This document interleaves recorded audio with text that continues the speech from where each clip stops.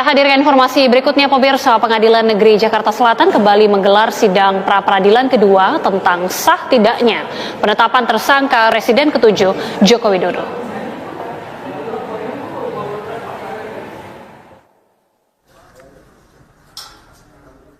Agenda sidang pra-peradilan Roy Suryo hari ini adalah mendengarkan jawaban Polda Metro Jaya terkait keabsahan penetapan status tersangka. Memutuskan menerima permohonan untuk seluruhnya, menyatakan informasi salinan ijazah atas nama Joko Widodo yang digunakan sebagai peserta petanam RI periode 2014 dan 2024 merupakan informasi yang terbuka. Memerintahkan kepada termohon untuk memberikan informasi paragraf 62 kepada pemohon. Terima kasih Yang Mulia atas putusannya. Insya Allah masih ada harapan keadilan di negeri ini.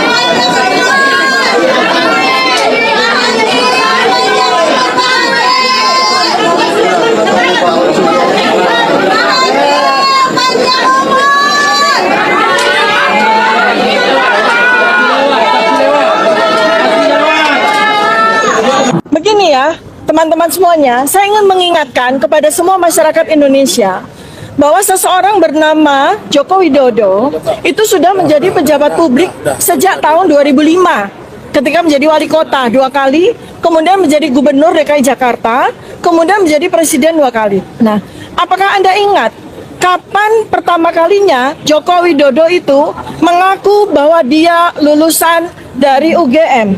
Itu tahun 2017. Jadi pada waktu beliau itu menjadi wali kota, tidak pernah ada satu kata pun yang menyatakan beliau adalah lulusan UGM, ya. Dan kemudian tidak ada cerita ada pernah reuni, tidak pernah ada cerita membawa teman-temannya ke Balai Kota Loji Gandrung Solo, ya. Termasuk juga ketika beliau menjadi gubernur 2 tahun. Tidak pernah ada cerita beliau bikin reuni dan sebagainya. Baru pertama kali kita tahu dari acara reuni tahun 2017 UGM itu ketika seorang bernama Bambang Tri yang membuka kunci kotak Pandora itu dihukum 5,5 tahun di tahun 2016. Nah, sejak itu peristiwa ini bergulir. Nah, jadi ya saya ingin sampaikan ya bahwa yang bersangkutan itu ya di luar dari perkara yang kemudian dia laporkan, beliau tidak pernah ya, sungguh pun sudah menjadi pejabat publik selama 10 tahun, tidak pernah mengakui lulusan UGM, tidak pernah datang ke UGM, dan tidak pernah diundang oleh UGM. Itu adalah sebuah ketidaklaziman pada kampus kami UGM. Karena kampus UGM, kampus saya, itu sangat bangga dengan lulusan-lulusannya yang berhasil atau dianggap berhasil. Apalagi ini pejabat publik, apalagi ini adalah wali kota, gubernur, apalagi bahkan presiden. Tapi UGM sama sekali tidak pernah mengundang secara formal, secara resmi. Bahkan pada acara yang setiap tahunnya kami semua alumni UGM itu hadir, yaitu pada acara Dies Natalis, ya, di mana kita itu melakukan perjalanan dari kampus UGM pertama, itu selalu ada napak tilas, itu selalu ada pejabat-pejabat.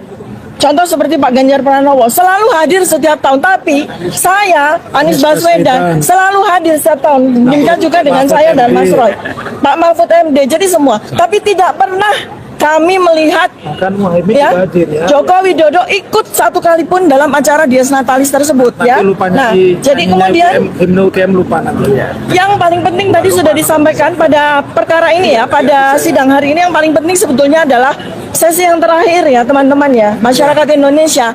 Anda semua bisa melihat betapa enggannya, betapa tidak maunya jaksa penuntut umum menyerahkan berita acara BAP dari ahli ya sebanyak 26 orang ahli yang dihadirkan oleh Polda Metro Jaya. Padahal 26 ahli itu resumenya ada, tetapi di BAP mereka tidak ada. Ini sudah sidang ketiga. Karena seharusnya sebelum sidang berjalan, pada sidang pertama, itu BAP sudah diserahkan kepada kami, lengkap, selengkap BAP yang diterima oleh hakim. Tapi kami sudah meminta 3 kali. Melalui surat sudah kami minta, melalui sidang juga kami minta. Sampai sidang yang ketiga ini, BAP yang kami terima itu belum lengkap juga. Dan itu jantungnya. Itu yang paling penting, yaitu ahli dari Polda Metro Jaya dan 4 orang ahli digital forensik. BAP-nya tidak kami terima. Harus membandingkan apakah kepentingan perseorangan dalam hal ini Jokowi seimbang dengan kepentingan bangsa yang berhak mengetahui apakah benar atau tidak ijazahnya ada ketika dia mengajukan sebagai calon presiden pada tahun. Antara teman-teman dari Bonjoy bongkar ijazah Jokowi dengan yang mengajukan keberatan kemarin itu adalah UGM.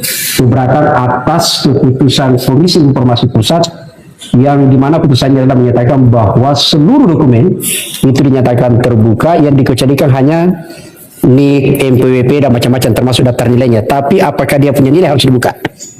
Nilainya tidak boleh dibuka, tapi lembarannya yang menyatakan ada yang betul pernah kuliah dan macam-macam harus dibuka. Tapi kemudian mengajukan keberatan di sini, dan sekarang adalah kami dari Bonjoy itu mengajukan ahli berkaitan soal dari keberatan UGM. Beliau adalah Pak Marwara gitu ya, Dr. Marwara Syam. Beliau pernah hakim karir lalu kemudian masuk di Mahkamah Konstitusi. Hari ini beliau akan memberikan keterangan berkaitan soal apa argumentasi sampai kemudian harusnya seluruh ijazah itu dibuka, seluruh dokumen berkaitan pernah kuliah, dan termasuk adalah berkaitan soal mandatori konstitusi kita terhadap perguruan tinggi. Saya persilakan ke Pak Maru. Ya, terima kasih nih.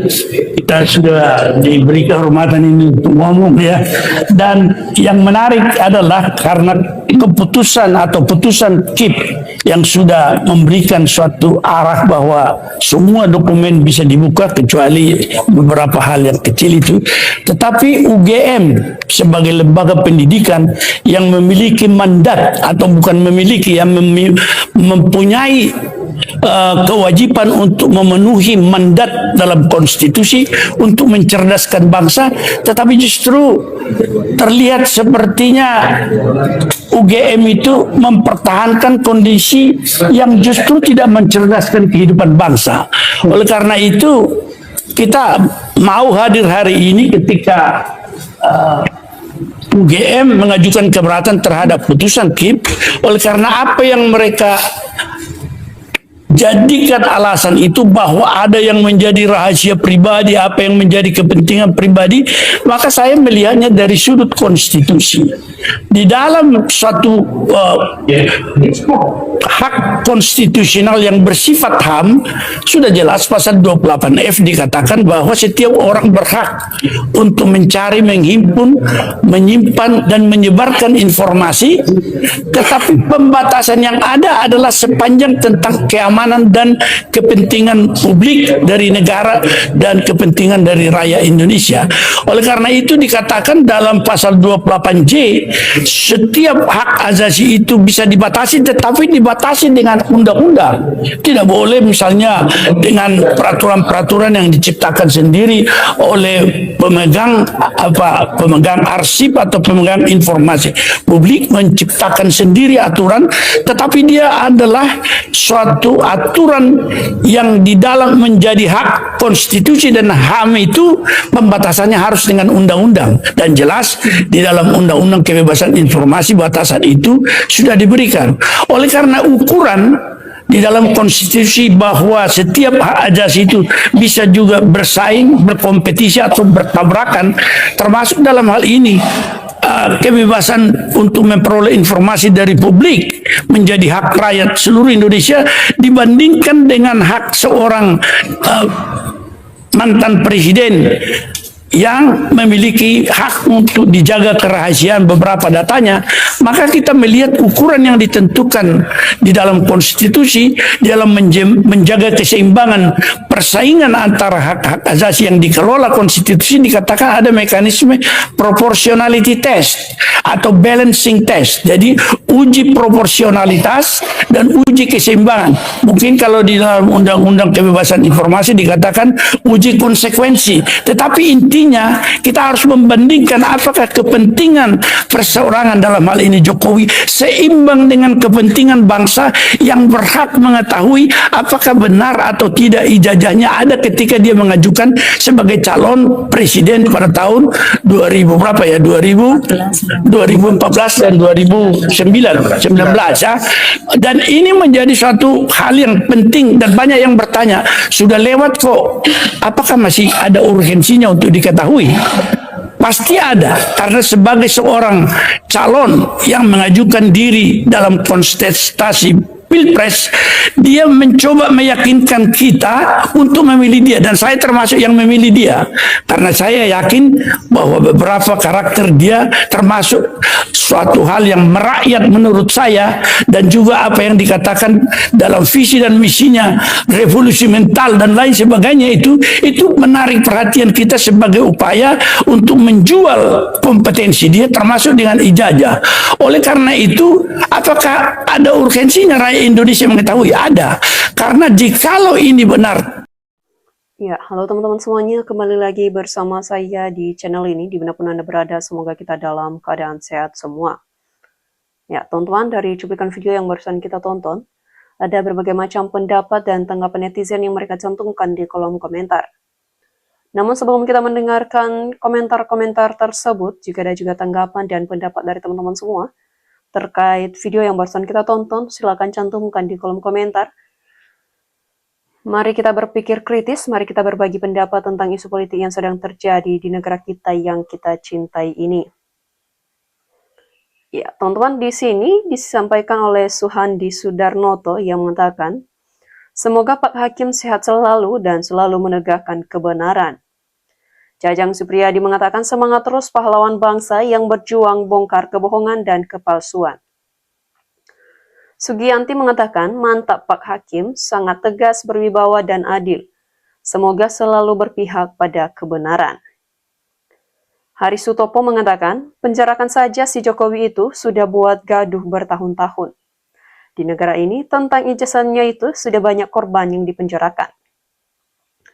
Ya, disampaikan oleh Firdaus, semoga Pak Hakimnya dilindungi Allah.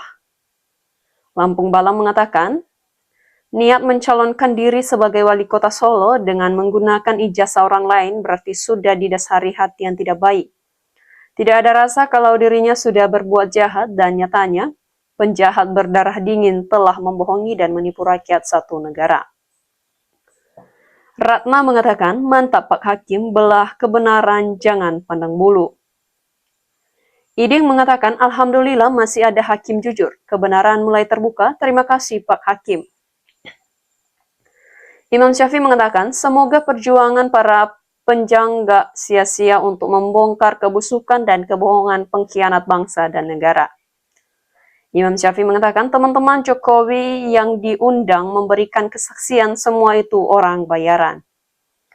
Dirinan Wari Anwari mengatakan, terima kasih Pak Hakim, makasih banget rakyat Ponorogo. Ya, teman-teman, dilanjut lagi oleh Siti Mairoha yang mengatakan, alhamdulillah ya Allah, semoga Pak Roy Suryo menang.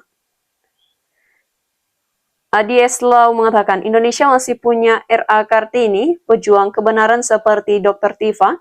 Sehat selalu Dr. Tifa.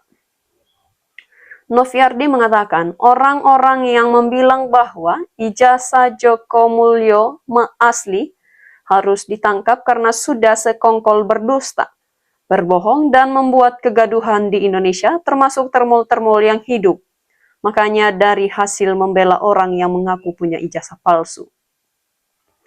Teman-teman, disampaikan oleh Dewi Krisdiana yang mengatakan, sebenar kali dari dulu hakimnya orang jujur dan takut akan Tuhan, sudah lama terungkap ijazah palsunya Jokowi. Marsono mengatakan, enggak pejabatnya, enggak hakimnya, dari dulu rata-rata termul. Wardani Kusuma mengatakan, semangat terus para pembela kebenaran, semoga sehat terus. Di sisi Kopi mengatakan, bismillah, Pak Hakim yang terhormat, semoga menjadi yang kerjanya semata beribadan, semoga menjadi amal Bapak dan menjadi suri dauladan yang baik bagi banyak orang. Wardoyo Edi mengatakan, Finalnya mau diapakan kekayaannya si Jokowi yang bertriliunan ini? Rakyat masih menunggu kejujuran aparat lagi. Sarinten Widada mengatakan, selamat Pak Hakim yang jujur, sehat selalu. Disampaikan oleh Emi Haryanti, Alhamdulillah ya Allah, terima kasih Pak Hakim. Devan Klein mengatakan, ya Allah, panjangkan umur hakim ini, sehatkan beliau. Teman-teman, di sini disampaikan oleh Sukiman Aja, Alhamdulillah, semoga Pak Hakim senantiasa dalam perlindungan Allah. Sohib mengatakan, inilah betul-betul hakim sebagai tangan Tuhan, sebagai penegak keadilan dan kebenaran. Yayat Suryatna mengatakan, ini baru penegak hukum yang jujur, mantap. Lingga mengatakan, kejaksaan ikut jadi termul juga. Budi Setiawan mengatakan, aku juga kena tipu dengan revolusi mental dan kesederhanaannya ternyata. Dini Safitri mengatakan, semoga hakimnya jujur tanpa intervensi dan mudah-mudahan kebenaran yang hakiki akan muncul. Ridwan Peranginangin mengatakan si Joko tidak punya ijazah dari UGM. Disampaikan oleh Siti Mairoha, inilah karmanya Gus Nur dan Pak Bambang Tri, sehat selalu Buktiva dan Mas Roy Suryo. Iza Gustina mengatakan, hakim ini yang patut dianjurkan 2 jempol, tegakkan kebenaran, terima kasih Ibu Dr. Tifa berjuang terus. Ardiana Za mengatakan, Alhamdulillah Allah bersama orang-orang jujur dan benar. Semoga Bapak Hakim terus amanah dan selalu dalam lindungan Allah. Teman-teman, di sini disampaikan oleh Ardiana Za yang mengatakan, Alhamdulillah Allah bersama orang-orang yang jujur dan benar. Disampaikan oleh Royan Ahmad, semangat pencari keadilan jangan pernah lelah. Muhammad Nuju mengatakan, putra bangsa geger, negara hancur, ekonomi tidak stabil, hanya karena selembar kertas, tapi presiden kita tidak ikut mengambil bagian untuk penyelesaian. Semoga Roy dan Tifa mendapat kekuatan. Teman-teman, Nur Latifah mengatakan, sebenarnya Roy dan Tifa udah menang tapi terhalang oleh kejahatan rezim yang gak beradab. Firdaus mengatakan, penjarakan termul dan induk senangnya. Christian Foy mengatakan, hidup negara hukum, hidup Indonesia, ternyata hari ini masih ada aparatur penegak hukum yang berpihak kepada kebenaran dan keadilan. Harapanku belum padam, masih menyala. Dalam perkara kasus ijazah Jokowi, apakah Rektor UGM saat ini, Ova Emilia, dapat dilaporkan dan dipersangkakan karena PMH dengan menyembunyikan, menggelapkan, dan menutup-nutupi kebenaran data dengan cara kebohongan-kebohongan yang menyesatkan. Hidup negara hukum, hidup Indonesia. Bakat Supri Handoko mengatakan, hakim yang takut pengadilan di akhirat menegakkan hukum yang lurusnya. David Sagala mengatakan, tamatlah riwayatnya Mulyono.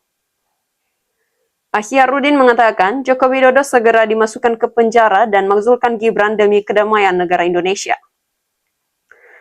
Agus Khairon mengatakan, Alhamdulillah, cepat selesai Jokowi langsung kerangkeng, itulah harapan rakyat.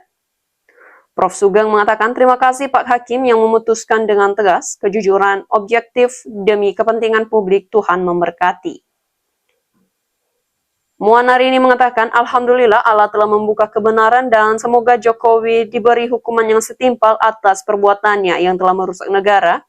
Negara rusak karena Jokowi, banyak rakyat yang mendoakan kehancuran untuk Jokowi dan keluarganya. Ya, teman-teman, demikian saja pembahasan kita untuk cuplikan video kali ini dan sampai jumpa di pembahasan selanjutnya. Terima kasih.